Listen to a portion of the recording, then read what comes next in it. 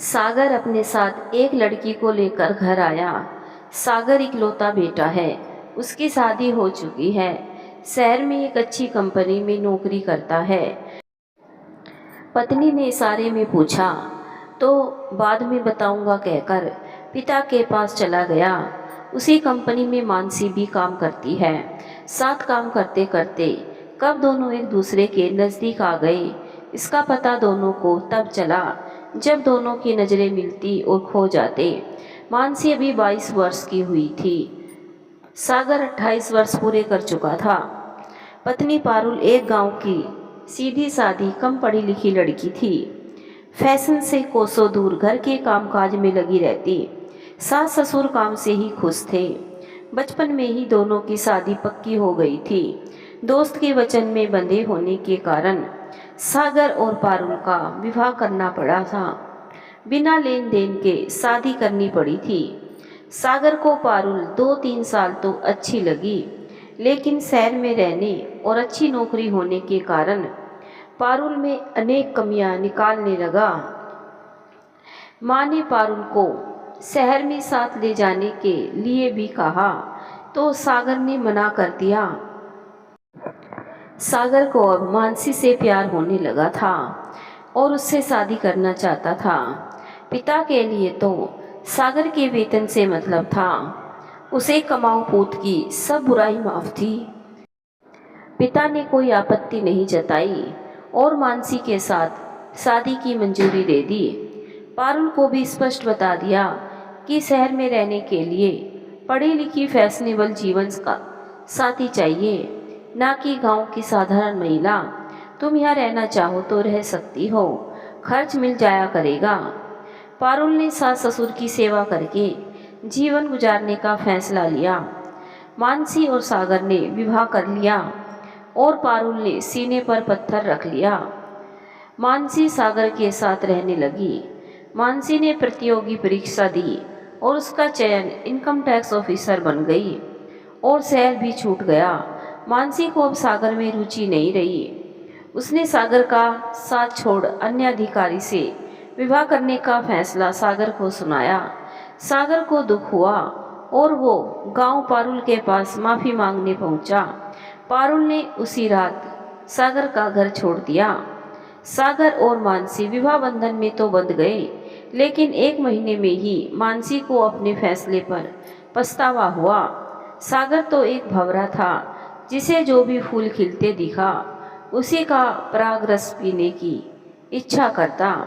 मानसी को अपनी नादानी पर बहुत दुख हुआ और फिर उस सीधी सादी पारुल के साथ किए अन्याय का भी दुख था। इस कार्यालय में नौकरी करते उसका सागर से पीछा छूटना मुश्किल था। मानसी ने अपनी भूल का प्रायश्चित करते हुए बहुत धैर्य से काम लिया। कर्मचारी चयन आयोग द्वारा आयकर निरीक्षक का विज्ञापन निकला तो उसने सब कुछ भुलाकर तैयारी शुरू कर दी। कंप्यूटर में तो सिद्धस्त थी। जीके और टैक्सेशन की अच्छी पढ़ाई कर उसने बाजी मार ली। नई नौकरी में चयन होने तक मानसी ने अपनी मन की बात सागर को नहीं सुनाई। एक दिन कोई लड़की मानसी से प्रतियोगी परीक्षा में सफल होने के लिए मार्गदर्शन लेने आई थी। सागर भी घर आ चुका था और सागर की नज़र तब तक उस लड़की से नहीं हटी जब तक कि वो लड़की वहाँ से चली नहीं गई। मानसी को बार बार सागर की उस लड़की को घूरती नज़रें मन में डर पैदा कर रही थी। रात को मानसी कुछ उदास थी, कारण सागर का व्यवहार। सागर ने उदासी का कारण पूछा तो मानसी ने टाल दिया। सागर घुमा फिराकर बात को उस लड़की पर ले आया और उसकी सुंदरता, खिलती जवानी जैसे शब्दों का प्रयोग कर मानसी को अपने से दूर कर रहा था। सागर का एक एक शब्द मानसी को दूर कर रहा था। सागर, अगर तुम चाहो तो उस लड़की को अपने कार्यालय में नौकरी दिलवा दूं। किस लड़की को? सागर, अरे वही जो आज शाम को तुमसे बात कर रही थी। मानसी, तुम उस कार्यालय के बॉस हो, कोई सरकार नहीं जो हर किसी को नौकरी दे सको। सागर, अरे तुम अभी जानती ही कहाँ हो, हमारी पावर बहुत है। एक पोस्ट तो चुटकियों में बढ़वा सकती है। मानसी, जो तुम्हें अच्छा लगे करते रहना, मुझे नींद आ रही है। इतना कहकर लाइट बंद कर मानसी सोई तो नहीं, लेकिन दुखी होकर पड़ी रही। आज उसे ध्यान आया कि वो इंसान अपनी पत्नी का नहीं हुआ, वो मेरा कैसे हो जाएगा।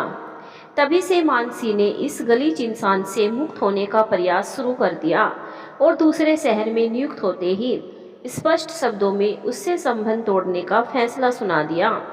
सागर ने मानसी को बहुत मनाया, अपने ही शहर में स्थानांतरण कराने का आश्वासन भी दिया, लेकिन मानसी ने उसे स्पष्ट कह दिया कि तुम्हें मैंने एक अच्छा और सच्चा इंसान समझा था, लेकिन तुम रसिक नहीं, वासना के पुतले निकले। अपनी भोली भाली पत्नी को छोड़ते समय तुमने एक बार भी नहीं सोचा मुझसे युवा और सुंदर लड़की मिलते ही मुझे भी त्याग दोगे। अगर थोड़ी बहुत शर्म हो तो अपनी पत्नी से माफ़ी मांगकर उसे अपना लो। उस देवी को मेरे कारण दुखी होना पड़ा, मैं जीवन भर उसकी अपराधी रहूंगी।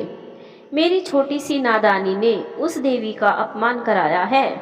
सागर ने भी अपने मन को समझाकर पारुल को अपनाने का विचार किया। सागर जब पारुल को छोड़कर गया था तो पारुल ने अपनी किस्मत समझकर भगवान का फैसला माना। पारुल अपने माता पिता को दुखी नहीं करना चाहती थी। फिर लोग अनेक तरह की बात करेंगे, किस किस का मुंह रोकती रहूंगी। इससे अच्छा है कि यही सास ससुर की सेवा कर लूं, ताकि सिर पर छाया तो बनी रहेगी। पेट की भूख के लिए भी दर दर नहीं भटकना पड़ेगा। माता ने उसे विदा करते हुए कहा था, अब वही तेरा घर है। उस घर से डोली उठी है तो अब उस घर से भी डोली में ही कहीं जाना। पारुल के लिए जीना मरना इस घर में ही था। सास ससुर की सेवा करती और दोनों समय खाना बनाकर खिलाती। सागर घर पहुंचा तो पारुल उसकी माँ के पैर दबा रही थी।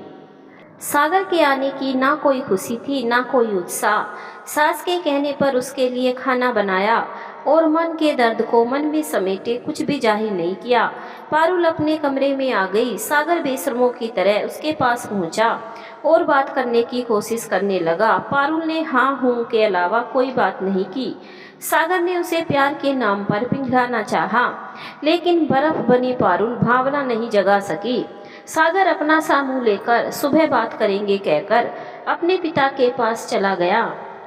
पारुल ने अपने स्वाभिमान की रक्षा के लिए चुपचाप निकल जाना उचित समझा। माँ मुझे माफ़ करना, मैं आपकी सीख का पालन नहीं कर सकी। पारुल रात के अंधेरे में इस गांव से बहुत दूर चले जाना चाहती थी। उस रात चलती गई और बिना थके बिना रुके अपनी बिना लक्ष्य की मंजिल छोड़ी।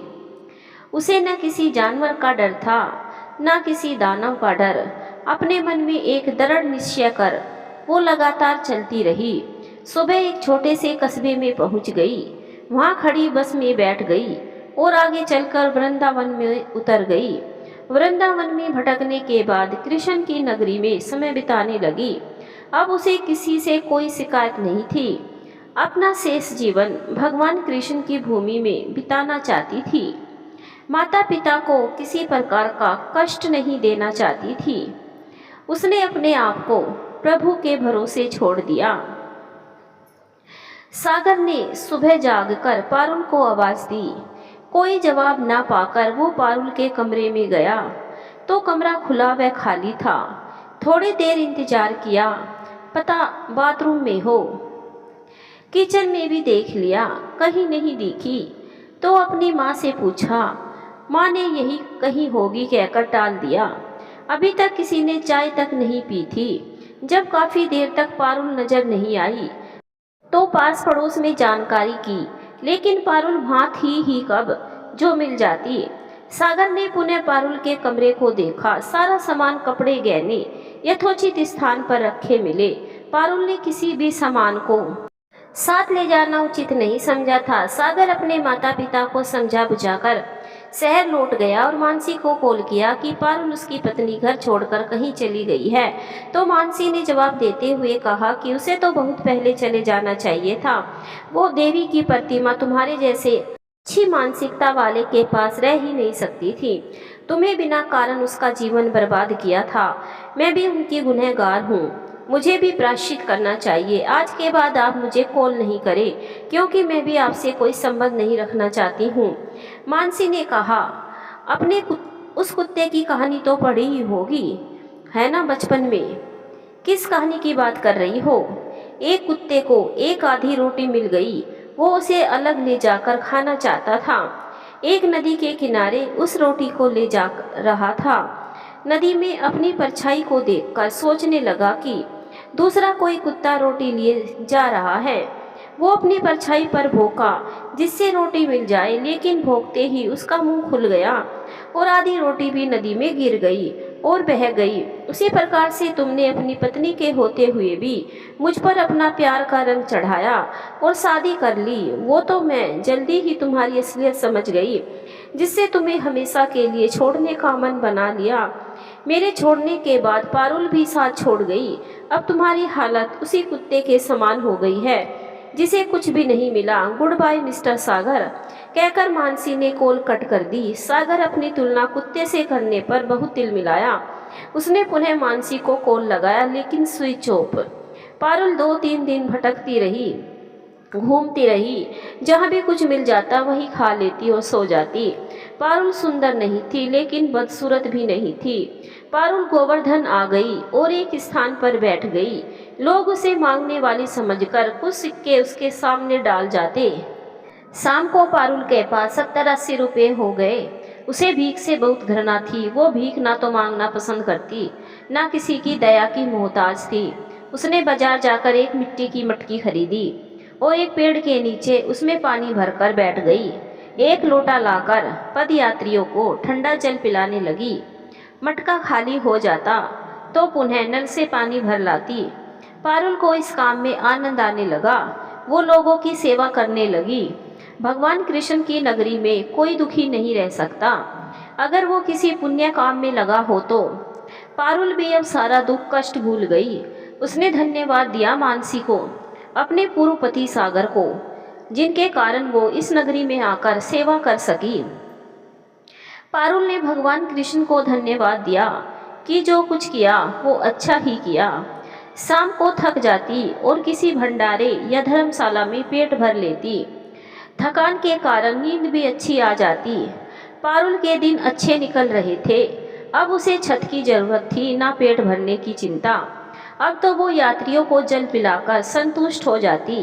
कोई पदयात्री उसे 2-4 रुपये दे जाता तो उसी मटके में डाल देती। कभी कभी रात को सत्संग व भजन सुनती, जो पहले कभी ना तो कभी सत्संग में गई, ना कभी भजन सुनने का मौका मिला।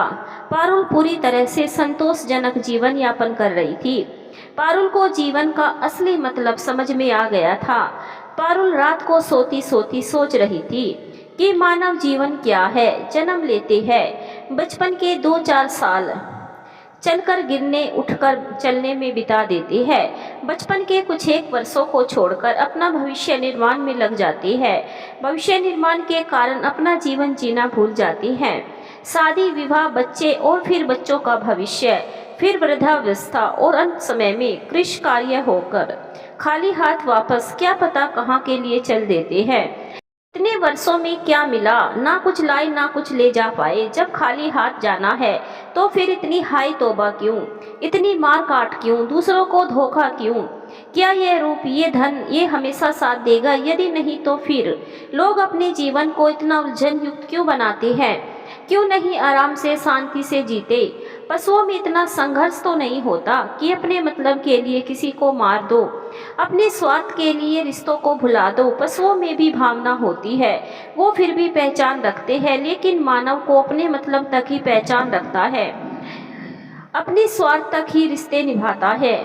अपने लिए सभी जीते हैं और लाखों जी रहे हैं। दूसरे के लिए जीने वाले बहुत कम मिलते हैं। मैंने इतने बुरे कर्म भी नहीं किए, फिर भी मेरे पति ने दूसरी शादी कर ली। पारुल की सोच में उस जगह का वातावरण समाया हुआ था। जैसे माहौल में रहते हैं वैसा ही सोचते हैं।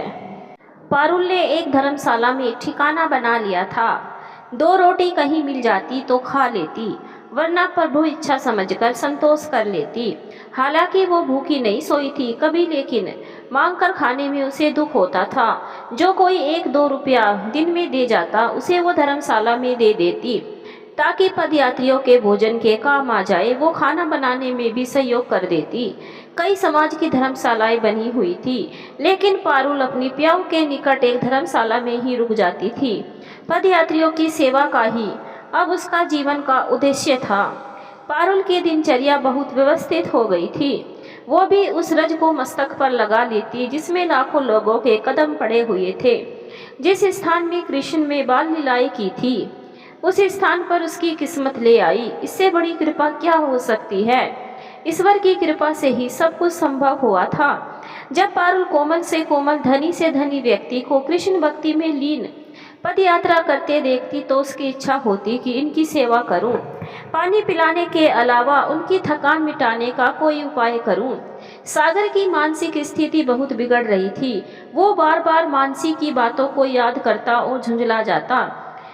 उसे पारुल की याद अब आने लगी थी। जब चारों ओर से रास्ते बंद हो जाती हैं, तब इंसान छटपटाने लगता है।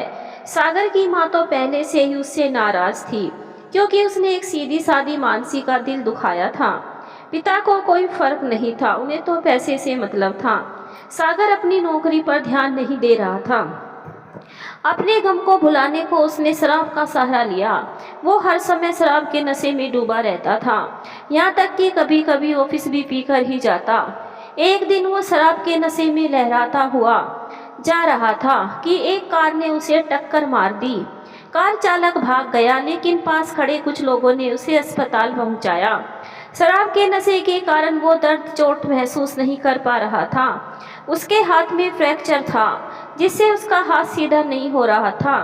उसका ट्रीटमेंट शुरू किया गया और अस्पताल में ही भर्ती कर लिया गया। 3 दिन तक वो अस्पताल में भर्ती रहा और अपने कर्मों का फल भोग रहा था।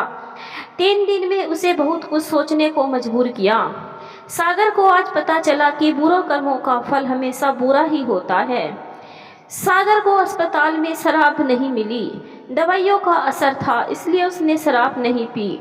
अस्पताल से निकलकर अपने घर गया और कल से अपनी नौकरी पर नियमित जाने का निश्चय किया। आज सागर ने बहुत कुछ गलत आदतों को स्वीकार कर इन सभी दुर्गुणों से दूर रहने का दृढ़ निश्चय किया। सुबह कार्यालय पहुंचा। इतने दिन अनुपस्थित रहने के कारण मेडिकल अवकाश लिए। कल नए जीवन की शुरुआत हेतु, अपनी गलतियों को माफ कराने हेतु भगवान कृष्ण के शरण में जाना चाहता था। सागर ने पुनः 3 दिन की छुट्टी ली और अगले दिन सुबह ही गोवर्धन के लिए निकल गया। सागर पहले कभी ना तो भगवान को मानता था, ना कभी इस तरह के स्थान पर गया था और ना कभी किसी धार्मिक स्थान की पद यात्रा ही की थी। आज जीवन में पहली बार उसने भगवान के अस्तित्व को माना था। आज पहली बार किसी धार्मिक नगरी में गया था। पारुल पद यात्रियों को ठंडा जल पिलाकर अपना कर्म पूरा कर रही थी। उसे भीड़ में अपना पति दिखाई दिया। सागर नंगे पैर लंगड़ाता हुआ धीरे धीरे चल रहा था। उसे चला भी नहीं जा रहा था, फिर भी मन में श्री कृष्ण का ध्यान कर चलता रहा। प्यास से व्याकुल सागर ने एक स्त्री को जल पिलाते देखा तो वो थोड़ा तेज चलने लगा। पारुल ने उससे बचने का उपाय सोचा और खाली घड़ा लेकर एक यात्री को थोड़ी देर बैठने का निवेदन करके चल दी। सागर ने आकर जल पिया। थोड़ी देर वृक्षों की ठंडी छाया में सुस्ताने लगा। पारुल भी उसे दूर से ही देखती रही। आधे घंटे तक पारुल नहीं आई और सागर उठकर अपनी परिक्रमा पूरी करने लगा। पारुल थोड़ी देर बाद वापस अपने काम में लग गई। सागर को एक झलक ऐसी लगी कि अभी जो पानी भरने गई थी वो उसकी पूर्व पत्नी पारुल ही थी। उस शंका का निवारण के कारण वो आधे घंटे तक इंतजार करता रहा। सागर एक तो अस्पताल से अभी ही स्वस्थ होकर निकला था, पहली बार इस तरह की यात्रा करने निकला था, इसीलिए बहुत जल्दी थक गया और एक धर्मशाला में आराम करने लगा। शेष यात्रा कल सुबह शुरू करने की सोचकर उस धर्मशाला में ही शेष दिन निकाला। शाम को उसी धर्मशाला में चल रहे भंडारे में भोजन किया और सो गया। शाम के समय पारुल भी अपना काम समाप्त कर देती थी। आज उसके पास 129 रुपये आए थे, जिन्हें धर्मशाला के दान पात्र में डाल दिए। धर्मशाला के एक साधु ने कहा, बेटी प्रसाद ग्रहण कर ले। पारुल ने भोजन किया और अपनी चटाई लेकर सबसे अलग छत पर चली गई। पारुल के कानों में भगवान श्री कृष्ण की लीलाओं का स्वर आ रहा था। पास ही कृष्ण की लीलाओं का मंचन हो रहा था। पारुल दिन भर की थकी होने से जाने कब सो गई।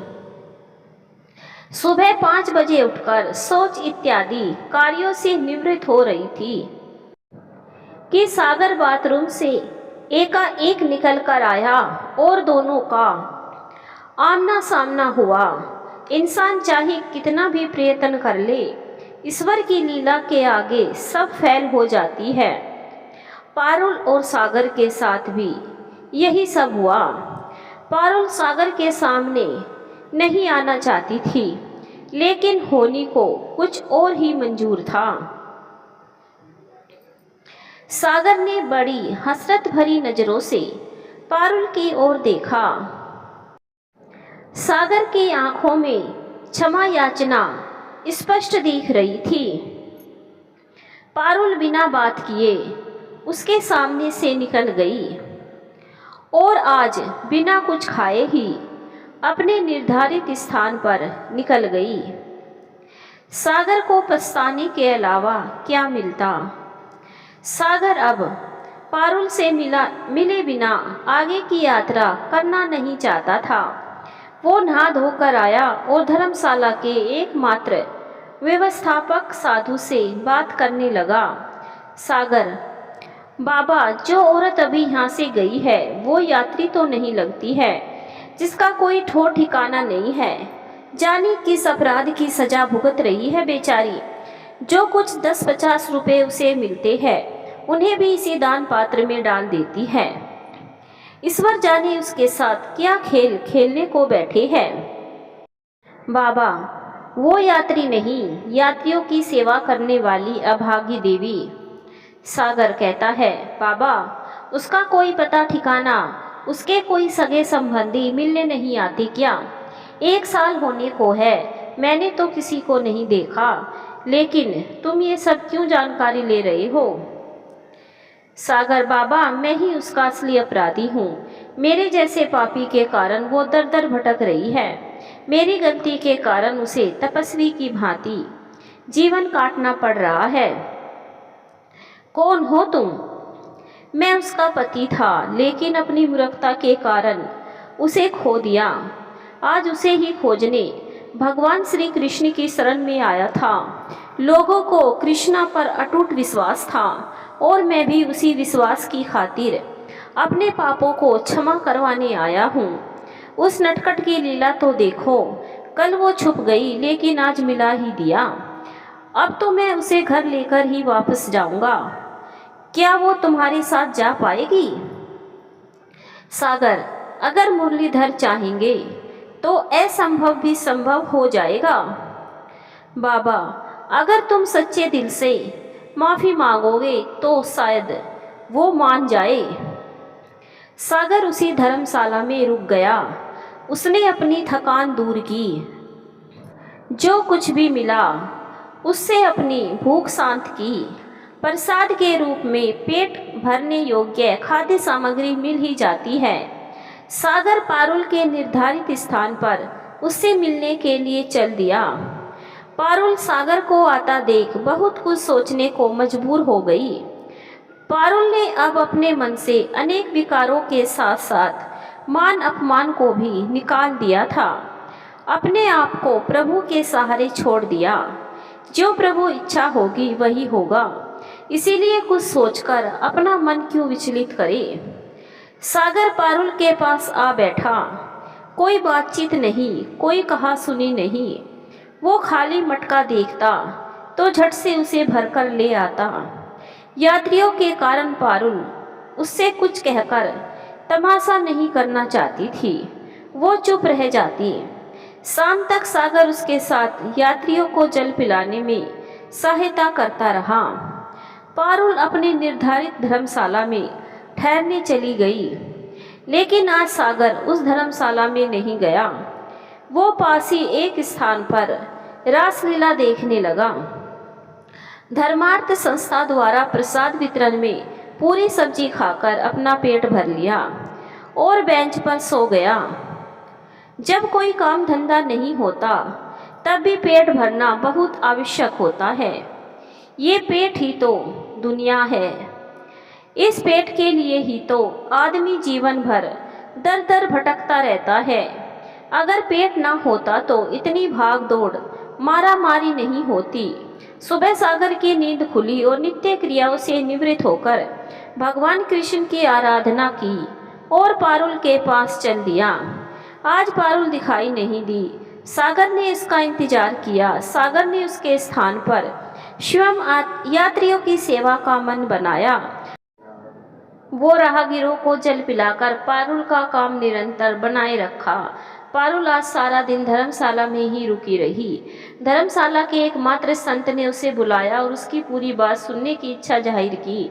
पारुल ने बताया कि बिना किसी कारण उसके पति ने उसे छोड़कर किसी अन्य महिला के साथ प्रेम का नाटक करके दूसरा विवाह कर लिया। मैंने अपना भाग्य समझकर स्वीकार कर लिया। अपने सास ससुर की सेवा को अपना धर्म मानते हुए जीवन यापन कर रही थी। मुझे किसी धन दौलत की लालसा नहीं थी। मैं घर के काम गोबर कूड़े में ही संतुष्ट थी। लेकिन मेरे पति की नई पत्नी ने उसे छोड़कर अन्यत्र विवाह कर लिया। नई पत्नी द्वारा छोड़े जाने पर मेरा पति सागर मुझे पुनः अपनाना चाहता था। मैं उसकी इस इच्छा को ठुकराकर घर छोड़कर यहाँ आ गई। साधु, अब आगे क्या विचार है? मतलब साधु, यहीं रहने की सोच रखी है या अपना घर संभालना है? पारुल, जो भी प्रभु इच्छा होगी। वैसे मैं कभी वापस ना लौटने का निर्णय करके यहाँ आई थी, लेकिन सागर की आंखों में पश्चाताप की झलक के अलावा कुछ नहीं दिखता। तब से मन विचलित हो रहा है। आज तो कुछ भी ठीक नहीं लग रहा है। हाँ और ना के दोहराई पर खड़ी कोई निर्णय नहीं कर पा रही हूँ। एक तरफ सोचती हूँ कि हर घर में इस तरह की घटनाएं होती रहती है और फिर जीवन की गाड़ी चलती रहती है। जो हो गया उसे भूलकर अपने पति को माफ़ कर दूं, अपने माता पिता तुल्य सास ससुर की सेवा करूं, जिससे जीवन की नैया पार लग जाए। उनकी कोई गलती तो नहीं है। हमारी लड़ाई में उन्हें सजा क्यों मिले? कभी सोचती हूँ कि सारी मोह माया त्याग कर यहाँ अच्छा समय निकल रहा है। ईश्वर की शरण में रहने पर ही सद्गति प्राप्त होगी। बाबा, मैं कुछ निर्णय नहीं कर पा रही हूँ। साधु, बेटी, अपने मन की, अपनी आत्मा की आवाज़ सुनो।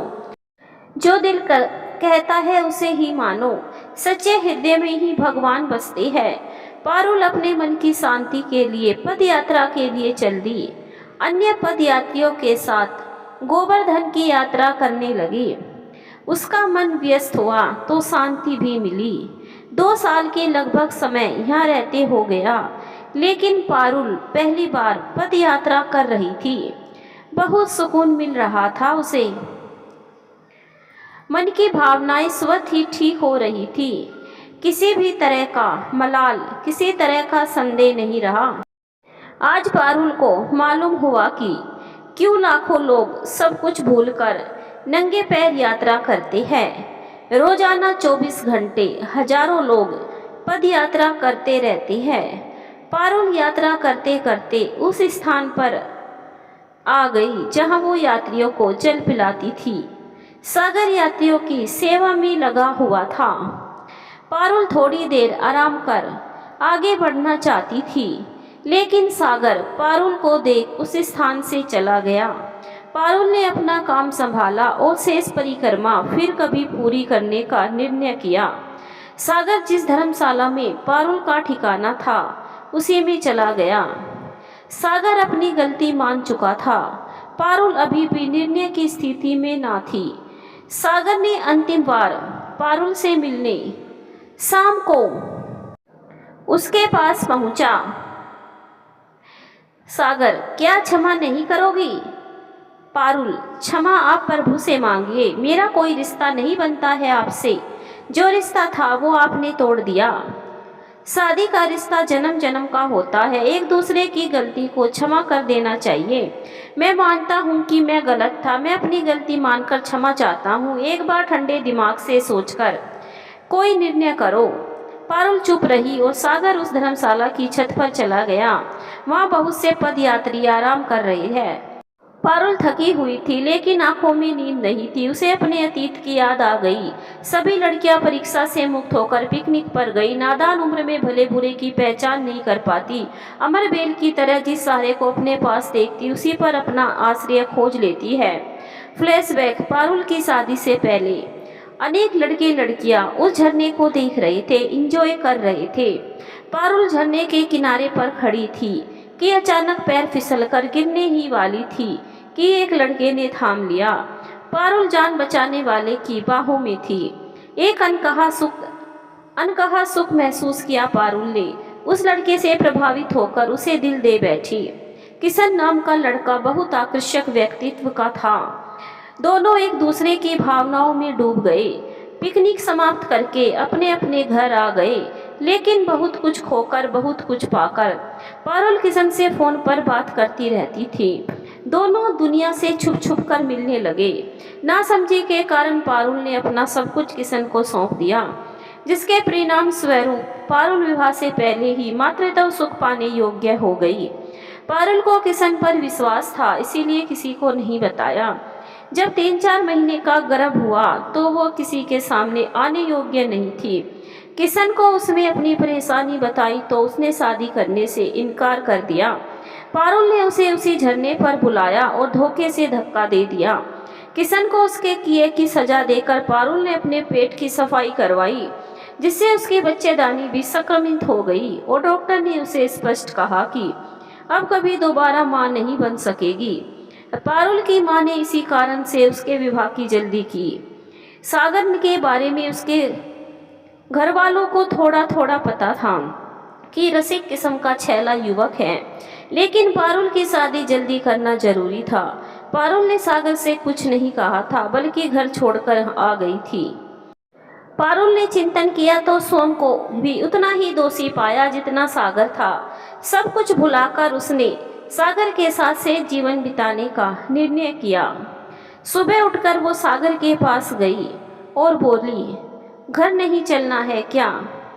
सागर ने पारुल को सीने से लगा लिया और अपने घर आ गई।